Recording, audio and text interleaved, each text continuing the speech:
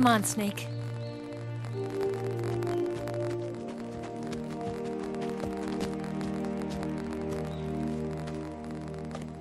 We made it. We made it. Over there.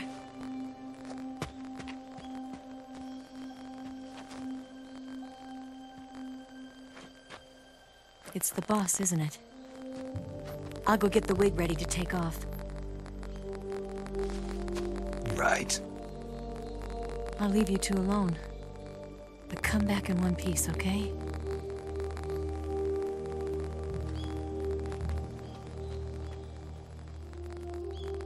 Promise me!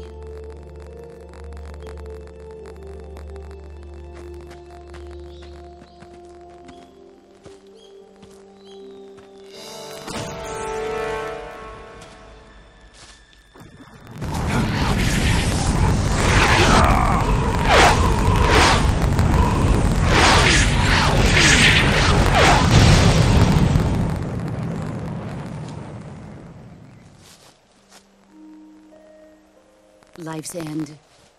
Isn't it beautiful? It's almost tragic. When life ends, it gives off a final lingering aroma. Light is but a farewell gift from the darkness to those on their way to die. I've been waiting, Snake, for a long time. Waiting for your birth, your growth, and the finality of today. Boss. Why are you doing this? Why? To make the world one again. The world used to be whole. But with the end of the Second World War, the philosophers began to fight amongst themselves, and the world was torn apart. The Cobras, my comrades who trained and fought alongside me, were torn apart as well. The foibles of politics and the march of time can turn friends into enemies just as easily as the wind changes. Ridiculous, isn't it? Yesterday's ally becomes today's opposition. And this Cold War? Think back. When I was leading the Cobras, America and Russia were fighting together.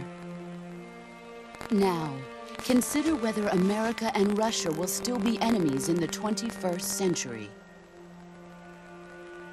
Somehow I doubt it. Enemies change along with the times, the flow of the ages, and we soldiers are forced to play along. I didn't raise you and shape you into the man you are today just so we could face each other in battle. A soldier's skills aren't meant to be used to hurt friends. So then what is an enemy? Is there such a thing as an absolute timeless enemy? There is no such thing, and never has been. And the reason is that our enemies are human beings like us. They can only be our enemies in relative terms. The world must be made whole again. The philosophers must be reunited. I will devote my skills to that purpose. And with the Colonel's money, I will achieve that end. Just as I once created the Cobras. They are my family. I may no longer be able to bear children, but I still have a family.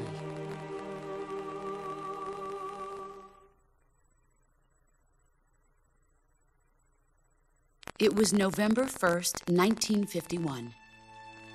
I was in the Nevada desert participating in atomic testing. The name Nevada is derived from Spanish, covered in snow, white as snow. And snow is exactly what I saw in that Nevada desert. It froze my blood white. Snake, you were an atomic test subject, weren't you? On Bikini Atoll.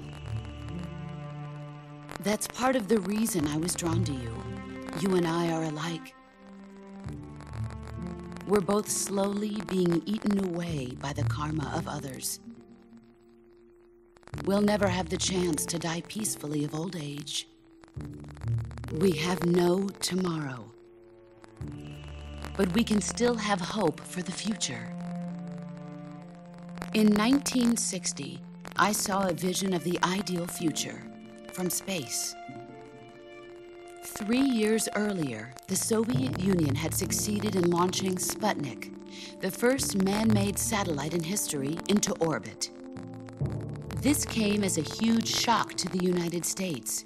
In response, America threw everything it had into its own manned spaceflight project, the Mercury program. Even as the Soviets seemed poised to send their first man into space, America was still experimenting with chimpanzees and rockets. The government wanted human data,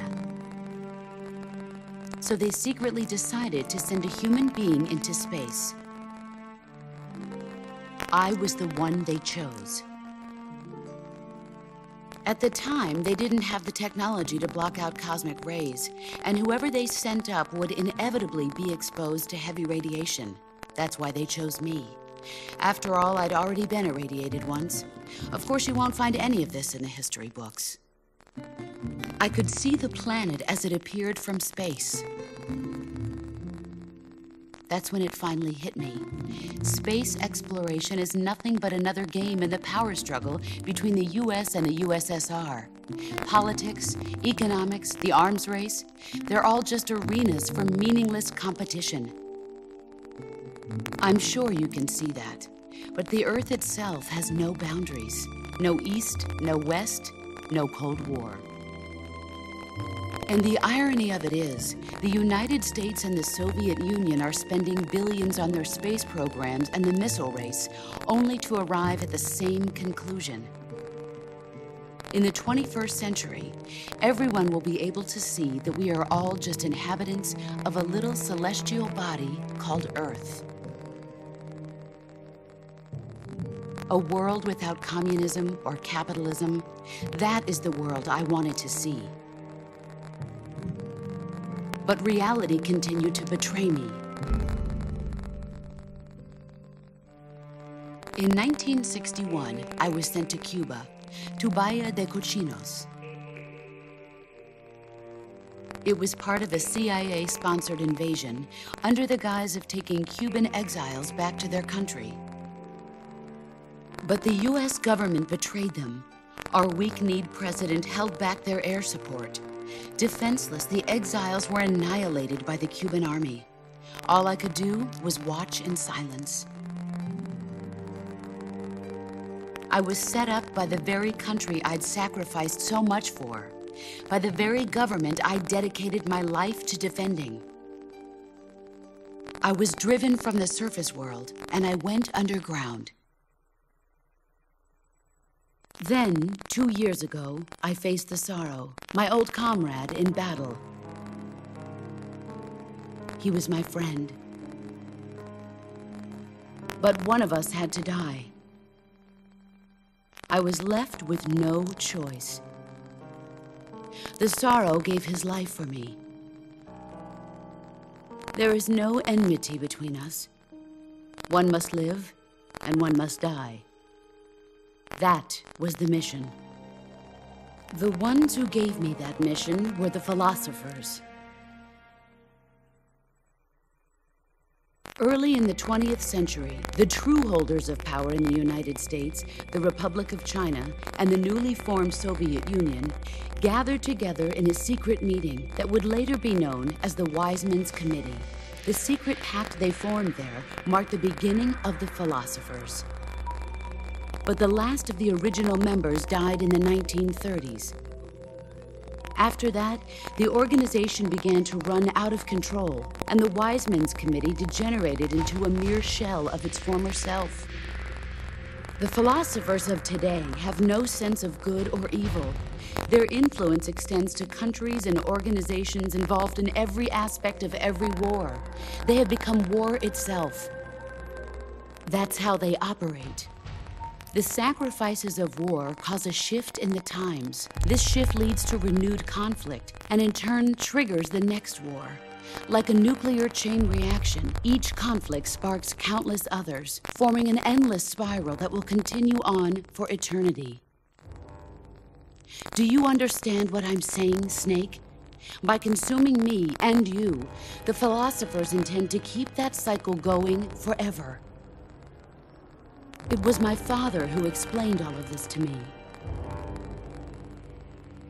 He was one of them. You see, I am the last remaining child of the philosophers.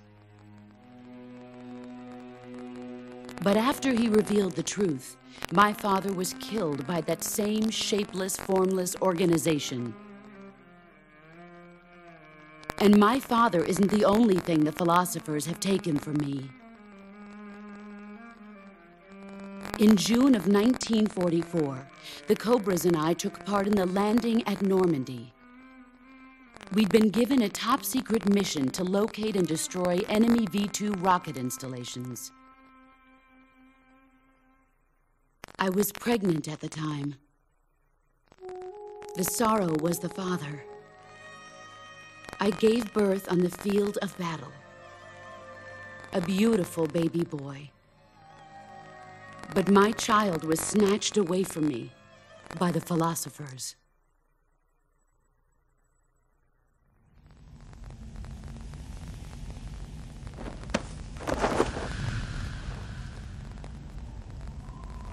Look at this scar. This is proof that I was once a mother.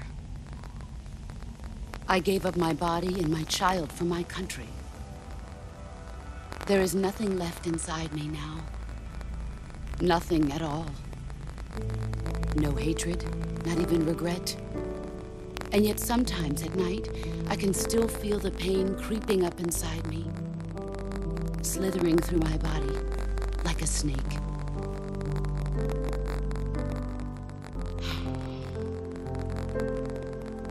I've never talked this much about myself before. Thanks. Thanks for listening to me.